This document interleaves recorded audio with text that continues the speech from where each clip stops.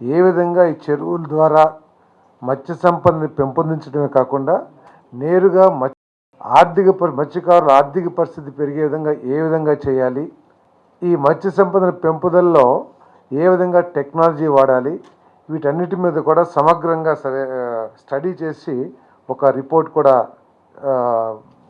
Next time క్యాబినెట్కి ఇవ్వమని చెప్పేసి కూడా చెప్పడం జరిగింది.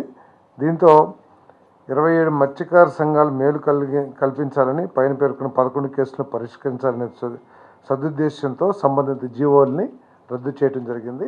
దీని యొక్క ఉద్దేశం ఏంటంటే రాష్ట్రంలో ఉన్న కొన్ని లక్షలాది మంది మత్స్యకారులకి మేలు జరగాలనేది ఈ ప్రభుత్వం యొక్క లక్ష్యం. ఏదైతే వనరులు ఉన్నాయో, జలవనరులు, ప్రభుత్వానికి సంబంధించిన జలవనరులు ఉన్నాయో వాటి ద్వారా ఈ మత్స్యకారుల జీవన ప్రమాణాలు పెంచాలి, అదేవిధంగా మత్స్య సంపద కూడా పెంచాలి అనేది లక్ష్యంగా ఈ జీవోల్ని రద్దు చేయడం జరిగిందని చెప్పేసి మనం చేస్తాను.